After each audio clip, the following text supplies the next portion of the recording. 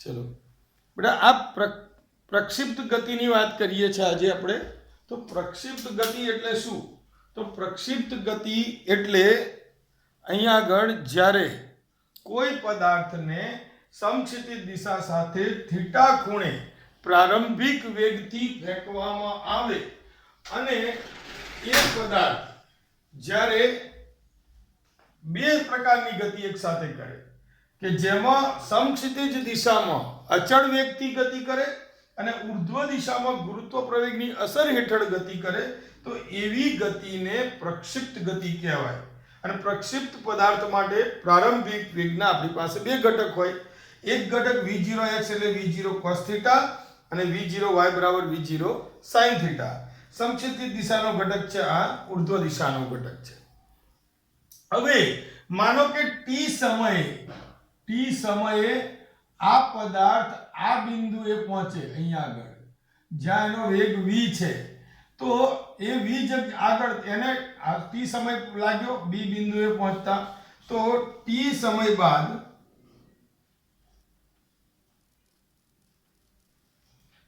પ્રક્ષિપ્ત પદાર્થના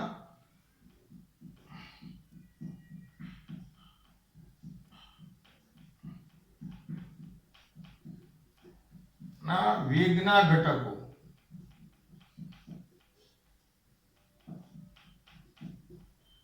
કયા કયા vx અને vy છે। તો vx ની વાત કરું તો અહીંયા આગળ આપણી પાસે v0x + ax * t। પણ જ્યારે આ પરિસ્થિતિ હોય તો તે વખતે બે ઘટકો આના મળે પણ એની સાથે સાથે અહીંયા આગળ એનો સમક્ષિતિજ દિશામાં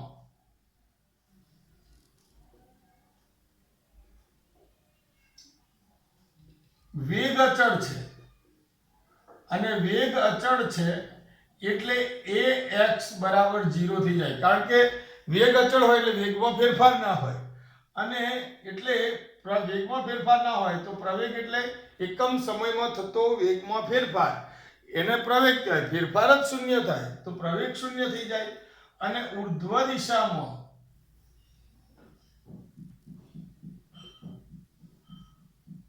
પ્રવેગ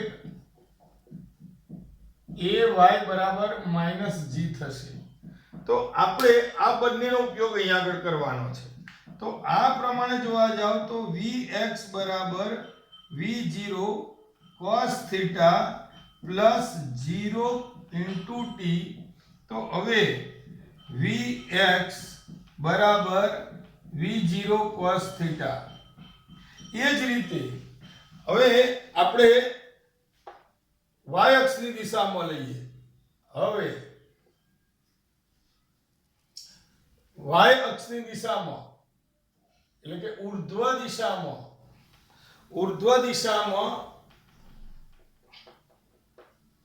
ધ્યાન આપો ઉર્ધ્વ દિશામાં વેગનો ઘટક vy બરાબર v0y + ayt। તો અહીંયા આગળ vy બરાબર v0 sin θ - gt આ બીજો ઘટક મળ્યો। આપણે પહેલા પ્રક્ષિપ્ત ગતિના સમીકરણોની ચર્ચા કરી લઈએ અને સમીકરણો મેળવીએ પછી એના ગતિપથના સમીકરણ મેળવીશું। તો સૌથી પહેલા હું આની ચર્ચા કરું છું કે જ્યારે પદાર્થ ઉપર તરફ જતો હશે ત્યારે એ બિંદુએ જ્યારે પહોંચે એટલે કે એની મહત્તમ ઊંચાઈએ પહોંચશે ત્યારે તેનો વેગ શૂન્ય થઈ જાય અને પછી ધીમે ધીમે વેગમાં વધારો થાય। તમે સમજી શકો કે આ દિશામાં જ્યારે ગતિ થતી હશે ત્યારે ઉર્ધ્વ દિશામાં વેગમાં ઘટાડો થાય અને આમાં વેગમાં શું થશે વધારો થશે। જેમ જેમ નીચે આવશે જમીનને અડકે નહીં ત્યાં સુધી એના વેગમાં વધારો થયા કરે એટલે એનો મતલબ કે મહત્તમ ઊંચાઈ તો પહેલું આપણે સૂત્ર મેળવીએ મહત્તમ ઊંચાઈનું અથવા મહત્તમ ઊંચાઈએ પહોંચવાનો સમય એને tm કહીશું. મહત્તમ ઊંચાઈએ પહોંચવા માટેનો સમયગાળો એને tm કહીએ. તો મહત્તમ ઊંચાઈનો સમયગાળો tm અને મહત્તમ ઊંચાઈએ જ્યારે પહોંચે પદાર્થ, મહત્તમ ઊંચાઈએ જ્યારે પદાર્થ પહોંચશે ત્યારે એનો વેગ શૂન્ય થઈ જાય. તો મહત્તમ ઊંચાઈએ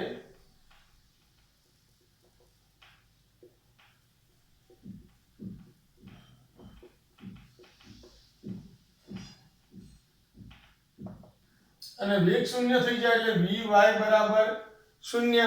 તો આપણે આ સમીકરણમાં કિંમતો મૂકો, t બરાબર tm અને vy બરાબર, તો આપણે ફરી વખત આ સમીકરણ મૂકીએ, v0 બરાબર v0 sin θ માઈનસ gt.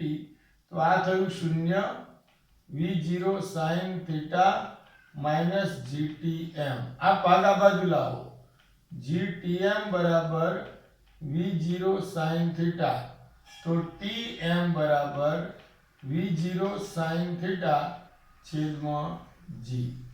આ આપણું પહેલું સૂત્ર આવ્યું, ધ્યાન આપજો. હવે આ જગ્યાએ આપણું આ પહેલું સૂત્ર tm બરાબર v0 sin θ છેદમાં g, આનો ઉપયોગ કરીને મહત્તમ ઊંચાઈનું સૂત્ર મેળવીએ. તો મહત્તમ ઊંચાઈ એ પહોંચવા માટે સમય લાગે tm અને મહત્તમ ઊંચાઈ એટલે y અક્ષનું અહીંયા આગળ આપણી પાસે સ્થાનાંતર આવ્યું. તો મહત્તમ ઊંચાઈ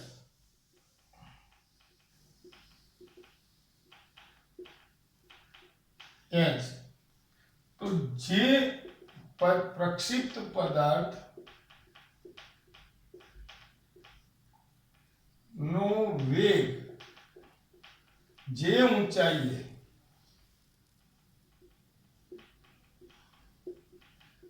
પહોંચતા શૂન્ય થાય તે ઊંચાઈ ને મહત્તમ ઊંચાઈ કહે છે.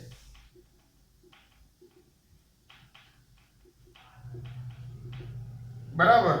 તો હવે આપણી પાસે સૂત્ર પેલું છે કયું, d બરાબર v0t પ્લસ 1/2 at². પણ આપણે ઊંચાઈની વાત કરીએ છીએ એટલે y અક્ષને રિલેટેડ છે એટલે બધાની જોડે મૂકી દો y.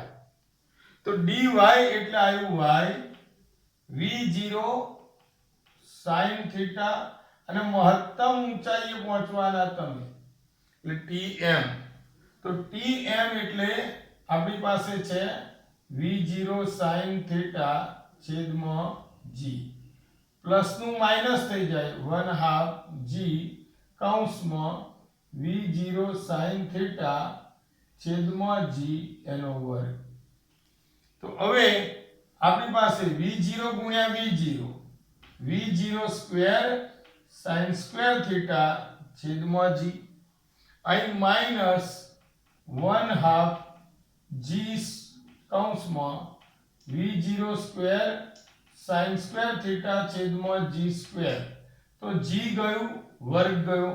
તો અહીંયા આગળ મારી પાસે સૂત્ર શું આવ્યું, v0 સ્ક્વેર sin સ્ક્વેર θ છેદમાં g minus v0 square sin square θ છેદમાં 2g. તો આ આખું પદ છે, આ અડધું પદ છે, આખામાંથી અડધું જાય તો આપણી પાસે આ મહત્તમ ઊંચાઈનું સૂત્ર આવી ગયું, h બરાબર v0 સ્ક્વેર sin સ્ક્વેર θ છેદમાં g. આ સૂત્ર છે આપણી મહત્તમ ઊંચાઈનું ભાગ્યા g. તો h બરાબર v0 સ્ક્વેર sin સ્ક્વેર θ છેદમાં g. તો આટલેથી હવે આપણે આગળ વધીએ છે. તે પહેલા હું આનો ફોટો પાડી લઉં, 1 મિનિટ. ઓકે, હવે બીજા ભાગમાં ઉડ્ડયન સમયની વાત કરીએ, ધ્યાન આપજો. તો ઉડ્ડયન સમય કોને કહેવાય? ઉડ્ડયન સમય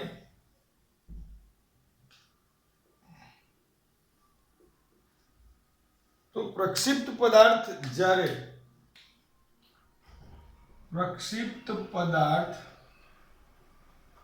અહીંથી ગતિની શરૂઆત કરીને અહીંયા આગળ સુધી પહોંચે તો એ દરમિયાન હવામાં જ રહેવાનો, તો એ હવામાં જેટલો ટાઈમ રહ્યો એટલો ટાઈમ ઉડ્યો કહેવાય. તો એ ઉડ્યાનો જેટલો સમય એ પદાર્થ જેટલા સમય દરમિયાન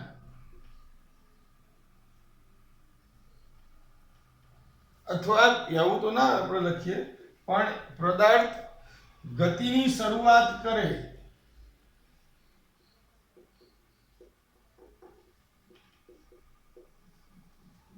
અને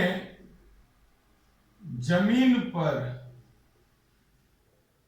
પુનઃ પહોંચે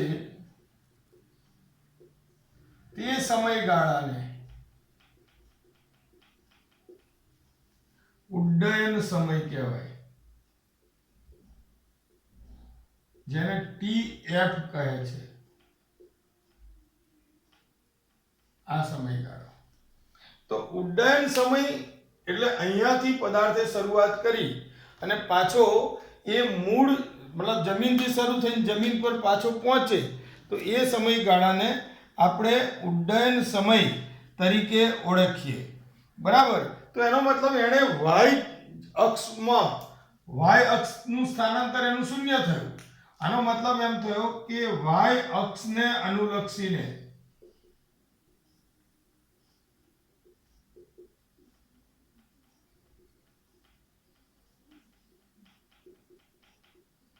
શૂન્ય ગણાય.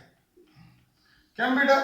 કે તમે ઘેરથી નીકળીને ફરી અમેરિકા જઈને પાછા ઘેર આવો તો તમારું સ્થાનાંતર શૂન્ય કહેવાય, કારણ કે પ્રારંભિક સ્થાન અને અંતિમ સ્થાન એક જ છે. તો આપણે આ સૂત્રમાં કિંમત મૂકો, dy બરાબર અહીંયા dy બરાબર v0yt પ્લસ 1/2 ay t². તો dy તમારું સ્થાનાંતર શૂન્ય, આ v0 sin થીટા અહીં tf માઇનસ 1/2 એની જગ્યાએ g અને tf².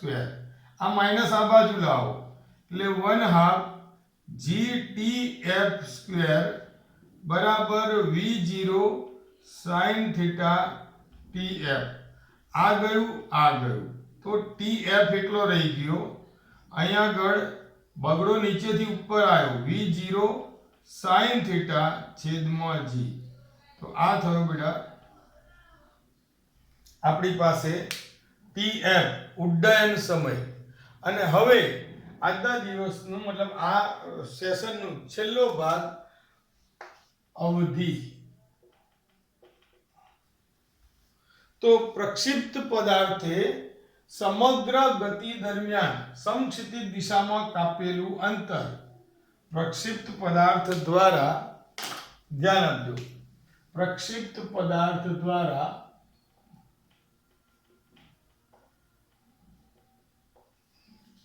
પ્રક્ષિપ્ત ગતિ દરમિયાન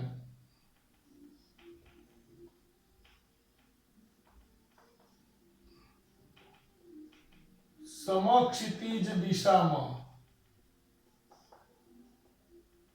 કાપેલું અંતર એટલે અવધિ, જેને r કહેવાય. સમક્ષિતિજ દિશામાં એને કેટલું અંતર કાપ્યું? તો આ જે આખો ભાગ છે એને r કહીશું આપણે. તો બેટા અહીંયા આગળ ઉડ્ડયન સમય દરમિયાન એને અંતર કાપ્યું હોય અને આ એટલે x. તો અહીંયા આગળ આપણી પાસે સૂત્ર છે dx બરાબર v0xt પ્લસ 1/2 at². તો સૂત્ર પ્રમાણે આપણે tf આવશે, આ x તો v0 cos થીટા, આ tf માઇનસ 1/2. આપણી પાસે જોવા જાવ તો આ તો ax છે, તો ax નું મૂલ્ય શૂન્ય છે, tf². તો અહીંયા આગળ x બરાબર v0 cos થીટા અને tf નું મૂલ્ય છે 2v0 sin થીટા છેદમાં g માઇનસ 0. તો હવે x એટલે કે આપણી અવધિ r થઈ ગઈ. તો v0 અને v0 2v0² આ બગડાને પાછળ લઈ જવું, કૌંસમાં sin થીટા cos થીટા આખાના છેદમાં g. બે પદો જરા ગોઠવી દીધા છે બેટા. તો હવે આપણી પાસે ગણિતવાળાને ખબર હશે sin 2 થીટા, ને નહીં હોય તો ખબર પડી જશે sin 2 sin theta cos theta એનું થાય સૂત્ર sin 2 થીટા. તો હવે અવધિ r બરાબર v0 square sin 2 theta upon g. આપણી પાસે અવધિનું સૂત્ર મળ્યું. તો છોકરા આ r છે, tf છે, tm છે, અહીંયા આપણી પાસે tf, આની પહેલા આપણે tm બરાબર પણ સૂત્ર મળ્યું હતું, મેક્સિમમ સમય, મહત્તમ ઊંચાઈએ પહોંચવાનો સમય એ મહત્તમ સમય ગણાય. તો એ બધા સૂત્રોનો ઉપયોગ દાખલાઓમાં ઘણો બધો થશે. અને એક સૂત્ર બીજું પણ યાદ રાખજો, tf બરાબર 2tm, બરાબર, કારણ કે v0 sin θ upon g એ શું છે, tm નું સૂત્ર છે, એટલે tf બરાબર 2tm જેટલું થાય. તો આ બધા સૂત્રો પરથી આપણે દાખલા ગણીશું અને આશા રાખું તમને આવડશે. બરાબર, ના સમજાય તો મને ફોન કરજો. ઓકે.